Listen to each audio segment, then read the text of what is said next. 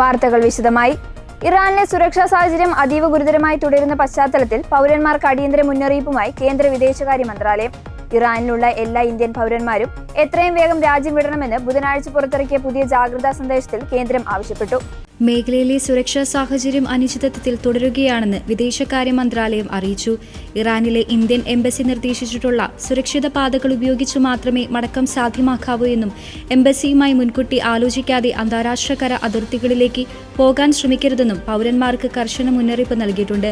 പൗരന്മാരുടെ സുരക്ഷ ഉറപ്പാക്കുന്നതിനായി എംബസി 4 അടിയന്തര ഫോൺ നമ്പറുകളും എന്ന ഇമെയിൽ വിലാസവും ലഭ്യമാക്കിയിട്ടുണ്ട്. യുഎസും ഇറാനും തമ്മിൽ 2 ആഴ്ചത്തെ താൽക്കാലിക വെടിനിർത്തൽ പ്രഖ്യാപിച്ചതിന് തൊട്ടു പിന്നാലെയാണ് ഇന്ത്യ ഇന്നലെ പുറത്തുവിട്ട ജാഗ്രത നിർദ്ദേശം പുതുക്കിയത്.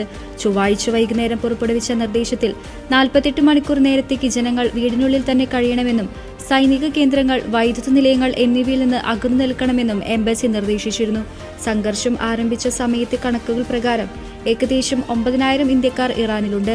അർമീനിയ, അസർബൈജാൻ എന്നീ അയൽരാജ്യങ്ങൾ വഴി 1868 പേരെ സുരക്ഷിതമായി മടക്കിക്കൊണ്ടുവരാൻ എംബസിക്ക് സാധിച്ചതായി വിദേശകാര്യ മന്ത്രാലയം സ്ഥിരീകരിച്ചിട്ടുണ്ട്. നിലവിൽ വെടിനിർത്തൽ നിലവിലുണ്ടെങ്കിലും ഏതു നിമിഷവും സാഹചര്യം മാറാൻ സാധ്യതയുള്ളതിനാലാണ് പൗരന്മാരുടെ എത്രയും വേഗം മടങ്ങാൻ ആവശ്യപ്പെട്ടിരിക്കുന്നത്.